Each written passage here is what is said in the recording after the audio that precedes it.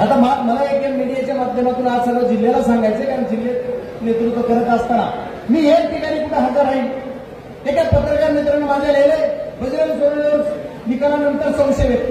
तुला आला, तुझ्या बायकोला आला, तुझ्या पोराला आला, तर कुणाला का संशय व्यक्त? का तर बजरंग सोनवणे केसमध्ये फॉर्म भरायला दिसले नाही. माझा स्वतःचा मुलगा आहे, माझाच आहे, तिथं उभा होता ना. खूप वय येतो पण मला रॅलीला नाही. ह्याला संशय आला पत्रकाराला. आता ह्याला संशय आला कसा आला तीच कळा. अरे माझ्या जीवापाड प्रेम मी माझ्या मतदारसंघावर करतो. त्या मतदारसंघातल्या माझ्या जनतेनं मी लोकसभेला जेवढं झटलो नसतं त्याच्यापेक्षा 5 पट विधानसभेला झटलो. मलाही सिद्ध होतं म्हणजे मलाही झटत होतो मी. आणि पवार साहेबांवर निष्ठा ठेवून काम करणारा कार्यकर्ता म्हणल्यानंतर त्याच्यामुळे पत्रकार मित्रांनी सुद्धा जरा एखाद्याचं बरबाद होईल असं काही करू नका. जरा ठीक आहे, तुम्ही असतात सत्तेच्या बाजूचे मान्य मला आज देत काय सगळं काही अडचण नाही, पण सगळं सत्य लिहा. आधारस्तंभ लोकसभेचे 14 तुम्ही खरं लिहा आणि खरं असलं तर बिंदास लिहा.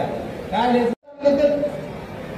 आता मला एक मीडियाच्या माध्यमातून आज सर्व जिल्ह्याला सांगायचं, कारण जिल्ह्यात नेतृत्व करत असताना मी एक ठिकाणी कुठे हजर राहील. एका पत्रकार मित्रांनो माझ्या लिहिलंय, बजरंग सोनवणे निकालानंतर संशय व्यक्त. तुला आला, तुझ्या बायकोला आला, तुझ्या पोराला आला, तर कुणाला का संशय व्यक्त? का तर बजरंग सोनवणे केसमध्ये फॉर्म भरायला दिसले नाही. माझा स्वतःचा मुलगा आहे, माझाच आहे, तिथं उभा होता ना. खूप वय येतो पण मला रॅलीला नाही. ह्याला संशय आला पत्रकाराला. आता ह्याला संशय आला कसा आला तीच कळा. अरे माझ्या जीवापाड प्रेम मी माझ्या मतदारसंघावर करतो. त्या मतदारसंघातल्या माझ्या जनतेनं मी लोकसभेला जेवढं झटलो नसतं त्याच्यापेक्षा 5 पट विधानसभेला झटलो. मलाही सिद्ध होतं म्हणजे मलाही झटत होतो मी. आणि पवार साहेबांवर निष्ठा ठेवून काम करणारा कार्यकर्ता म्हणल्यानंतर त्याच्यामुळे पत्रकार मित्रांनी सुद्धा जरा एखाद्याचं बरबाद होईल असं काही करू नका. जरा ठीक आहे, तुम्ही असतात सत्तेच्या बाजूचे मान्य मला आज देत काय सगळं काही अडचण नाही, पण सगळं सत्य लिहा.